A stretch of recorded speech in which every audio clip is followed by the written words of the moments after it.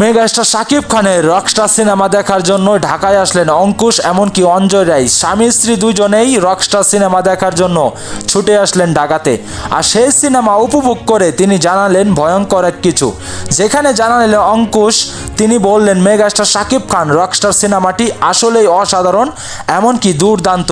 যেই সিনেমা আমাদেরও দেশে হয় না, সেই সিনেমা বাংলাদেশে নতুনভাবে তৈরি হয়েছে। এমনকি শাকিব খান এখানে দুর্দান্ত অভিনয় করেছে, তার লুক ছিল অসাধারণ। এমনকি মেগাস্টার শাকিব খানকে যেই লুকে দর্শকরা চায় সেরকম লুকেই তিনি হাজির হন। এমনকি মেগাস্টার শাকিব খান যে এখানে অ্যাটিটিউড এমনকি তার অভিনয় দক্ষতা চিনিয়েছে তা বেশ দারুণভাবে ফুটিয়ে তুলেছে এই রকস্টার সিনেমাতে। আর এই রকস্টার সিনেমাটি দেখে সকলেই লাস্ট মুহূর্তে কেঁদে যায়। এমনকি সেই গল্পটি মেগাস্টার শাকিব খানকে আসলেই নতুন করে ভাবাচ্ছে যে কি করতে পারে।